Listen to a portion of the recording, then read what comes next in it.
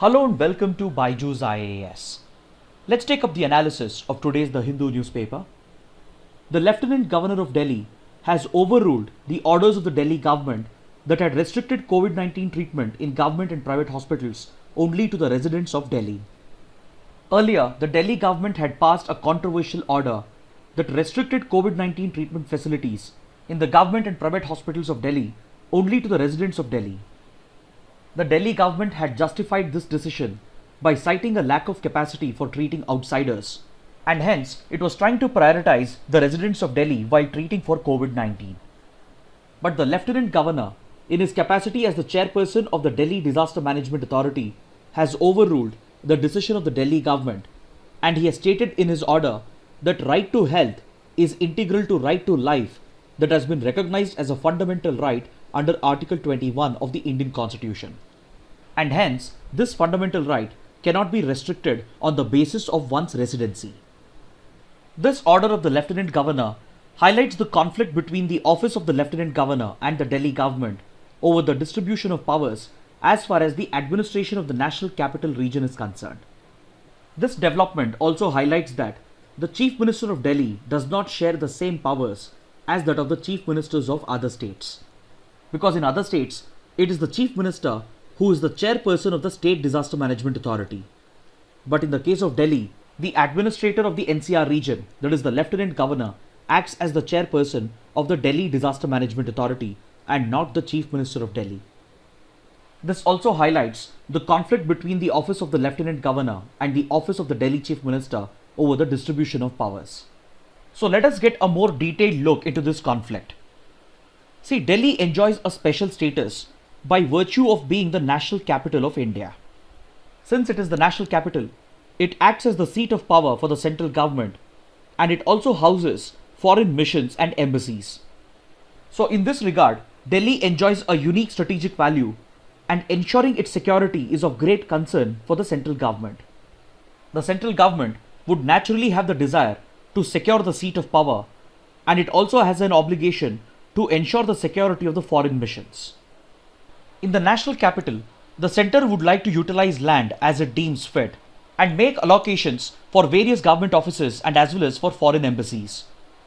So for the purpose of security, law and order and control over land, the central government would desire to have control over 3 state subjects, that is land, police and public order, which otherwise have been placed under the state list of the 7th schedule of the Indian Constitution.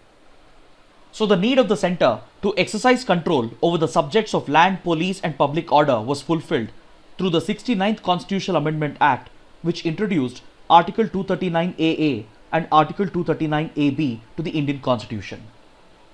This article outlines the special status that is given to Delhi. It establishes Delhi as the national capital region, and it has been set up as a union territory with an elected legislative assembly.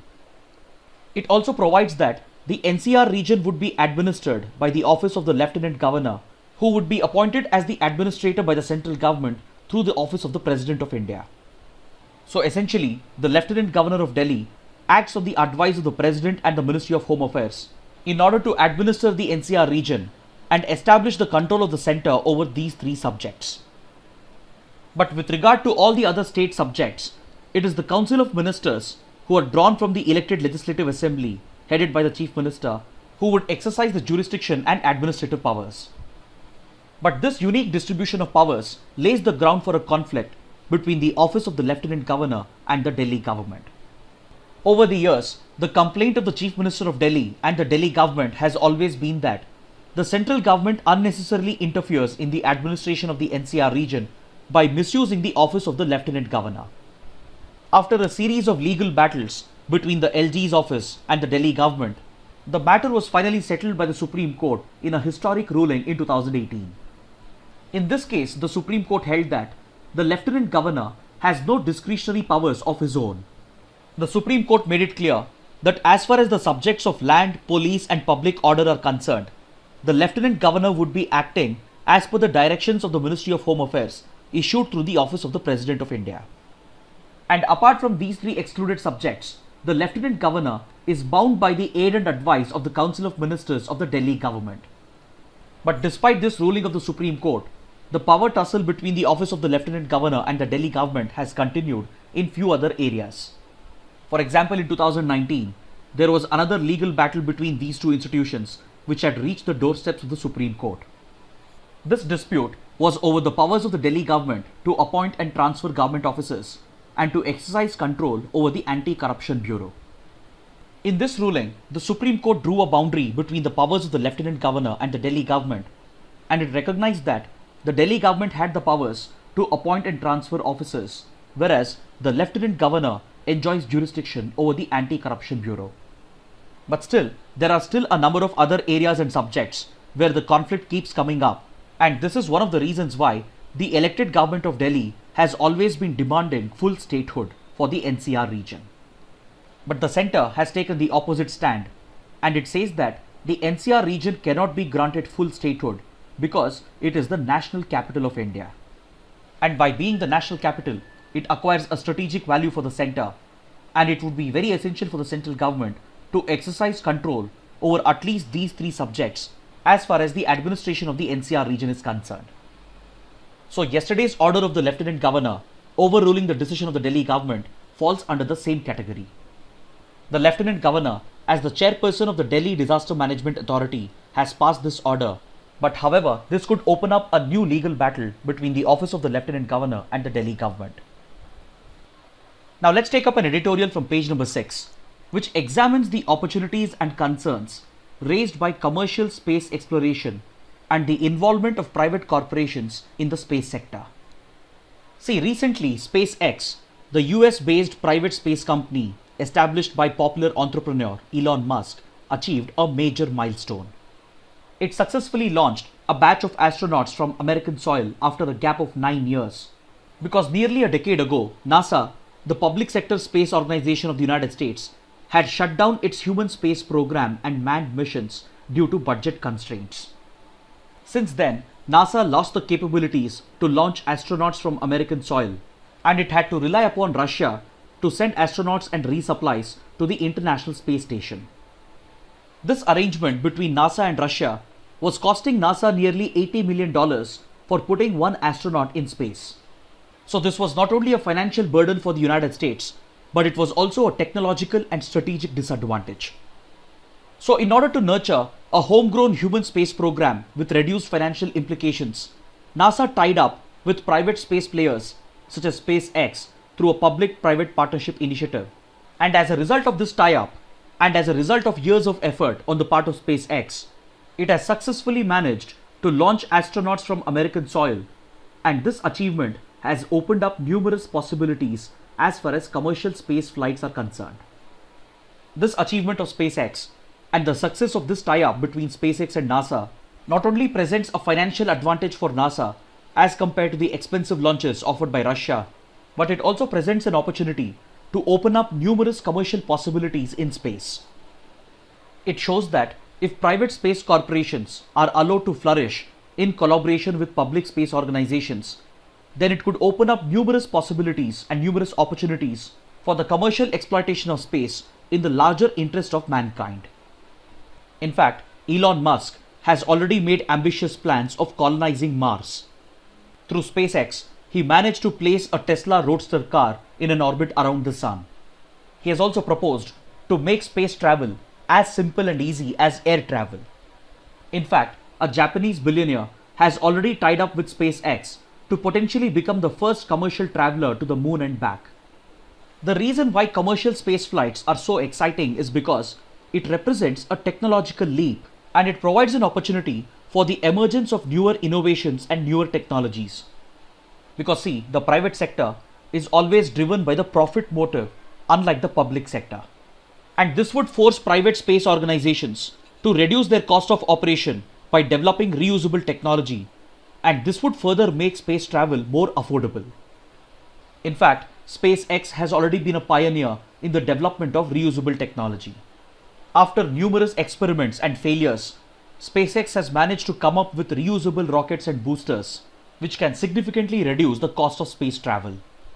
So the development of such reusable technology can open up the doors for more innovation and for the emergence of newer technologies. The editorial says that The success of this public-private partnership model in the United States offers a lesson for India as well, because India recently opened up its space sector for private participation.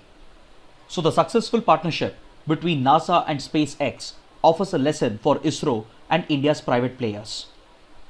In fact, ISRO has already taken a number of initiatives in order to increase private participation in India's space sector.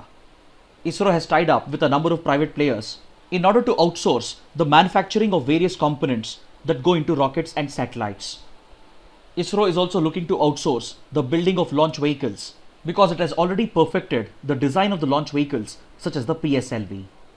So instead of getting involved in routine tasks such as manufacturing of components and building of launch vehicles, ISRO can transfer this technology to the private sector and the private players can take over these routine tasks. Such collaboration between the public and the private sector will free up ISRO's resources, which could be otherwise dedicated for research and development and as well as for space exploration activities. Such collaboration between the public and the private space players could allow the private sector to bring in its technical expertise, and this could create more opportunities for innovation and the emergence of newer technologies, and this presents numerous commercial possibilities for India's space sector. But such a collaboration between the public and the private sector also raises a number of concerns. See, first and foremost, space exploration is a very risky business, and hence failures are a part and parcel of space exploration. So the question is, will the Indian government, ISRO and India's private companies have the appetite to bear the cost of failures, which is bound to occur when new players enter the domain and when newer technologies are being tried out? See, if you look at SpaceX, it did not achieve overnight success with its rocket, the Falcon and the Dragon capsule. It took years and years of effort and numerous failures to achieve success. But all the time, NASA and SpaceX were patient enough to allow these failures to happen. So if India is looking at promoting such public-private partnership models, then it should have the appetite to bear the cost of such failures. These failures are in fact essential to promote innovation and to allow the emergence of newer technologies. The next concern is that, can a public-private partnership model keep the cost under control? Because the private sector is always driven by the profit motive, and this could create an incentive for inflating costs which may have to be borne by the public sector. This model may also create more opportunities for corruption, especially when it comes to the selection of private players by ISRO. So in order to address these concerns, the government needs to take adequate care in order to strike a fine balance between private interests and the objectives of the public sector. So it would be essential for the government to promote a system that is based on transparency and accountability in order to address these concerns surrounding public-private partnership in the space sector. Now let's take up a column from page number 6, which evaluates the current state of the Indian economy. See, when the pandemic broke out and when the lockdown was imposed, economic growth came to a standstill. So in this context, reviving growth was the government's top priority, and several experts predicted that the government would be willing to spend and provide a massive fiscal stimulus even at the cost of increasing its debt. The experts felt that even if the government were to increase its spending substantially, which would eventually increase its fiscal deficit and the public debt to GDP ratio, they expected that the markets and the credit rating agencies would not react negatively because they would understand that we are living in unprecedented circumstances. But contrary to this prediction, the government did not significantly increase its spending. But despite this, India's credit rating has been downgraded by the credit rating agencies. See, recently Moody's, which is one of the major credit rating agencies of the world, downgraded India's sovereign credit rating from Baa2 to Baa3. This credit rating of India is just one level above the junk category. Now we might believe that Moody's has downgraded India's credit rating as a result of the economic impact of the pandemic. But Moody's has made it very clear that the downgrade has nothing to do with the pandemic. According to Moody's, India's downgrade in its credit rating is a result of its poor economic fundamentals which existed even before the pandemic and the lockdown. In the pre-pandemic days, Moody's has identified 3 particular risks for the Indian economy, which includes slow economic growth, rising debt, especially fiscal deficit, and as well as public debt to GDP ratio, and the weakness in India's financial sector as a result of rising non-performing assets. See, now we might say that we need not be worried about a rating provided by a foreign agency, and we might even criticize Moody's for being biased against India. We might even question the methodology adopted by Moody's. But at the end of the day, we cannot ignore the fact that credit ratings provided by institutions such as Moody's carries a lot of weight in the global financial markets. And in the future, if India's rating is indeed downgraded to the junk category, then investors, especially foreign institutional investors, would flee the Indian capital markets, which would have a devastating impact on the stock markets and the currency markets of India. So the writer says that if India needs to avoid this situation, then the government needs to focus entirely on reviving economic growth through increased government spending, that is through a massive fiscal stimulus, without worrying about the rise in debt. See, right now the government is worried that a further rise in debt and fiscal deficit would have a negative impact on the markets and as well as on the perception of the Indian economy in the eyes of the credit rating agencies. So this belief of the government has forced it to focus excessively on containing the fiscal deficit. So as a result, the government has been hesitant to come out with a massive fiscal stimulus package that could increase government spending and help revive growth. Instead, the government has relied upon banks to give out loans in order to help trigger economic and industrial activities, especially in the MSME sector. The writer criticizes this approach of the government of India, and he says that the government should have instead focused on increasing government spending, especially on the infrastructure sector, in order to help revive growth. Now the question in your mind would be, if the government increases spending, won't this increase fiscal deficit of the country, leading to a negative impact on India's credit rating, which could further promote negative sentiments in the Indian market? But the writer argues that an increase in government spending will not necessarily have such an impact, and in order to understand his argument, we need to first understand the two ways in which fiscal deficit can be increased. According to the writer, there are two ways in which fiscal deficit can be increased. One is through a discretionary fiscal stimulus, and second is through an automatic stabilizer. See, discretionary fiscal stimulus is a case where the government is deliberately adopting a policy to increase government spending in order to revive economic growth. The writer says that such an increase in fiscal deficit will not be viewed negatively by the markets or by the credit rating agencies. Whereas the case of automatic stabilizer attracts a negative sentiment because this is a case where fiscal deficit is increasing due to slow economic growth, resulting in poor revenue collection for the government.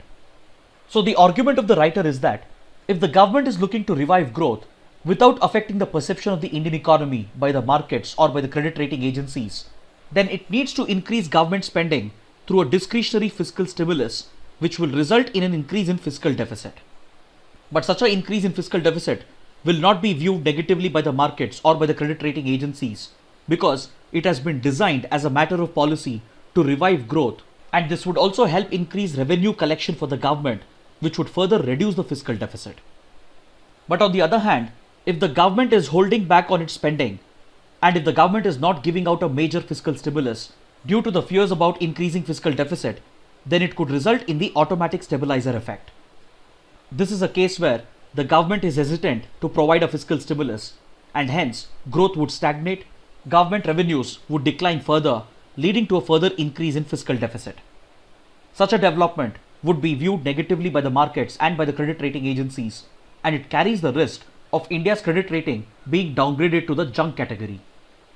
So the writer advises the government to come out with a discretionary fiscal stimulus by monetizing the deficit. But see, in the markets, the term monetization of deficit generates a lot of fear, because generally the term monetization of deficit is associated with the printing of notes or printing of currency by the central bank. But the writer says that this is largely a misconception. See, markets are usually worried that printing of notes by the RBI will result in an increase in money supply, leading to inflation in the economy. But the writer says that this is an irrational fear because there is a lack of understanding as to how the government can monetize its deficit.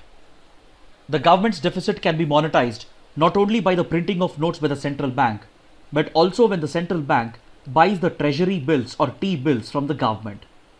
The writer also advises the government to look at modern monetary theory, which promotes the idea of monetizing the deficit through electronic means. That is, without having the central bank to print notes or to buy T-bills from the government.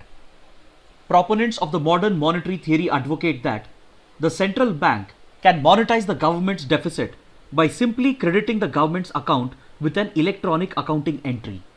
This eliminates the need to print notes or to buy T-bills, and even though this route of deficit monetization leads to an increase in money supply, it need not turn inflationary, because in an economy where demand is already very low and where unemployment is already increasing, it is highly unlikely that an increase in money supply will lead to inflation.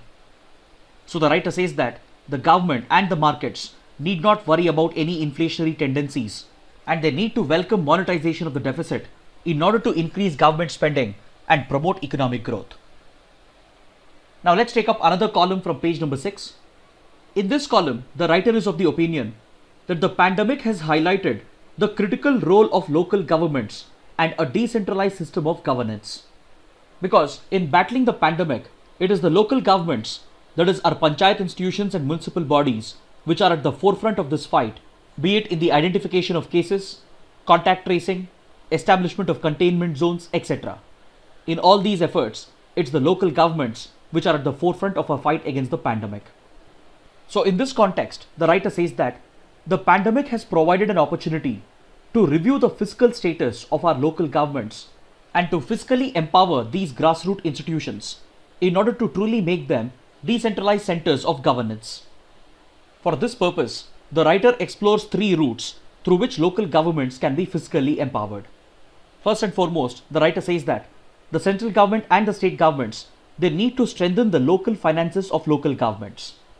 For example, local bodies could be allowed to raise more revenue through property tax collection, and they could also be allowed to impose other local taxes with appropriate exemptions from the state and the center. Local governments could also be allowed by the state governments to monetize the land that is under their jurisdiction and impose a betterment levy on the land. Then municipal bodies and the panchayats could also be allowed to issue a corona containment bond with a decent interest rate in order to raise revenue from the public. The writer reminds us how the Resurgent India bond, which was issued in 1998, helped the government to mobilize around $4 billion in just a matter of few days. According to the writer, such taxation and revenue raising measures can help strengthen local finances for the local governments, and this would enable them to mobilize adequate resources in order to deal with the economic and health impact of the pandemic. Then the writer appreciates the decision of the central government to suspend the MP Lads Fund for a period of 2 years. As we had discussed a couple of months ago, spending under MP Lads was largely discretionary, and the centre decided to suspend the fund for a period of 2 years in order to mobilize resources to fight the pandemic. So the suspension of the MP Lads scheme will help the central government raise around 4,000 crore rupees, but the writer suggests that the centre should transfer this money to the local governments in order to strengthen their finances. Then finally, the writer says that the 15th Finance Commission should consider making a higher allocation for the local governments, because its allocation of 90,000 crore rupees for the 2020-21 financial year is just 3% higher than the earlier recommendation of the 14th Finance Commission. So through these recommendations, the writer is making a case for the fiscal empowerment of our local governments, which are at the forefront of our fight against the pandemic. Now let's take up a column from page number 7, which evaluates the pros and cons of e-diplomacy.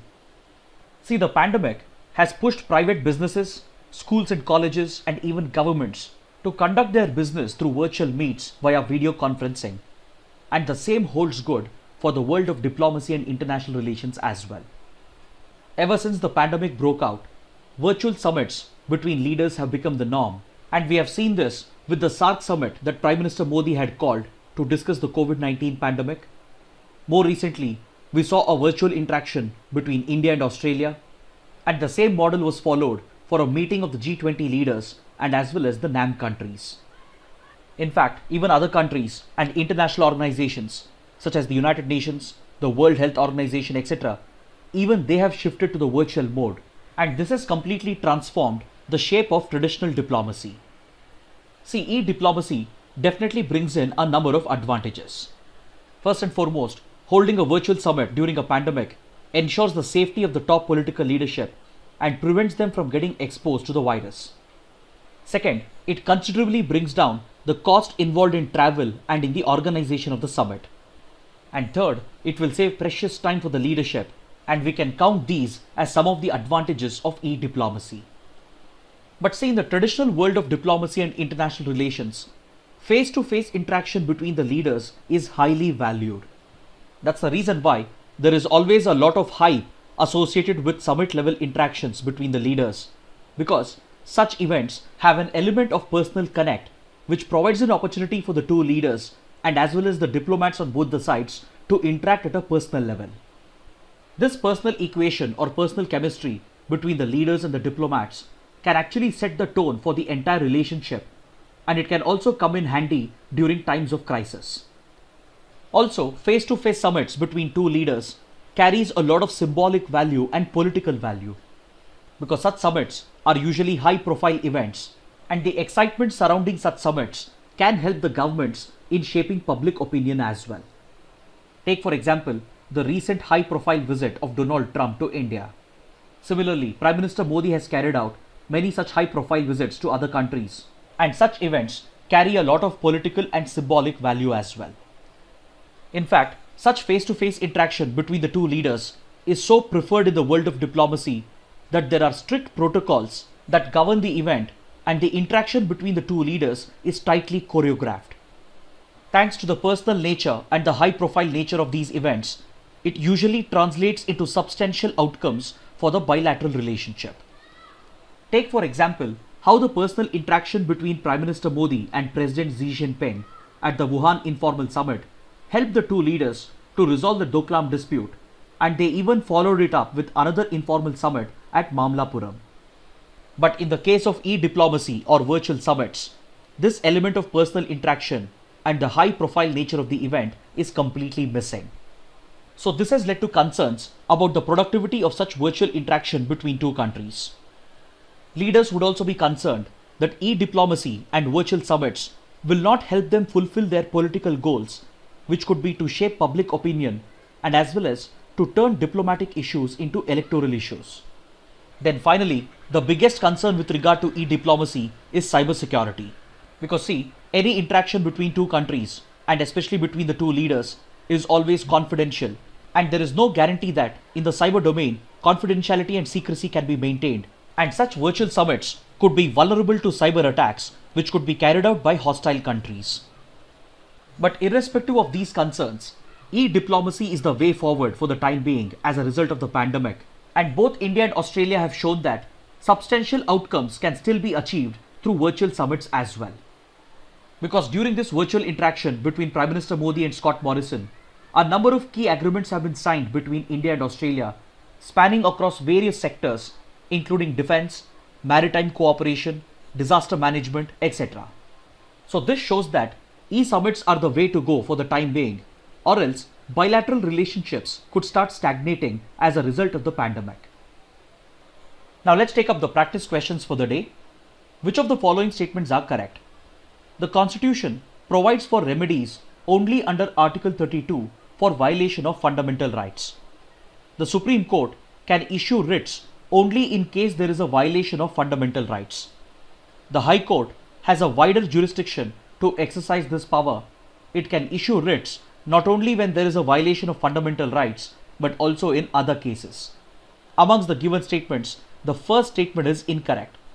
Because see, the Constitution provides for remedies for violation of fundamental rights not only under Article 32 but also under Article 226, through which the High Courts can also exercise their writ jurisdiction for defending fundamental rights of the citizens. So the correct answer is option C, 2 and 3 only. This question has been asked because we have an article on page number 9 which makes a reference to the habeas corpus writ petition, which is a type of a writ under Article 32 and under Article 226. Now let's take up the next practice question. Global Economic Prospects Report is published by the World Bank. Option B is the right answer. This question has been asked because according to this article on page number 15, the World Bank has come out with its Global Economic Prospects report for June 2020, and as per this report, the Indian economy is expected to shrink by 3.2% in the 2020-21 financial year as a result of the COVID-19 pandemic. Now let's take up the next practice question. The term oncomers, frequently seen in news, refers to microRNAs that are associated with cancer. Option C is the right answer. This question has been asked because according to this article on page number 16, a team of researchers from IIT Madras have identified a specific microRNA called as MIR155 that is associated with tongue cancer. See, microRNAs or miRNAs can be used as a cancer therapy because they can inhibit the growth of cancerous cells and they can even prevent the development of tumors. Such miRNAs that are associated with cancer are called as oncomers. So these oncomers can help in preventing the growth and spread of cancer cells, and they can even prevent the growth of the tumor itself. So along with traditional cancer treatment therapies such as chemotherapy, radiotherapy and immunotherapy, miRNA manipulation is also one of the cancer treatment therapies. Now let's take up a practice question from the 2019 prelims paper. Consider the following pairs. On one side, we have a list of famous places. On the other side, we have a list of river banks that they might be located on. First, we have Pandharpur that has been matched with Chandrabhaga. Next, we have Tiruchirappalli matched with Kaveri. And then we have Hampi matched with Malaprabha. So the question is asking us to identify the pairs that have been correctly matched. The correct answer is option A, 1 and 2 only. See, Pandharpur in Maharashtra is located on the banks of the Chandrabhaga river, and Tiruchirappalli in Tamil Nadu is located on the banks of the Kaveri river, whereas Hampi in Karnataka is located on the banks of the Tungabhadra river and not the Malaprabha. So this makes the third pair incorrect, and hence option A is the right answer. Finally, let's take up a couple of mains practice questions. The first question, SpaceX's mission carrying humans to space marks a new age in commercial space flight. Comment. The second question, examine the tussle over distribution of powers between the Delhi government and the office of the Lieutenant Governor. Kindly write an answer to these questions and post your answers in the comment section below. So this concludes our discussion for the day. Thanks for watching.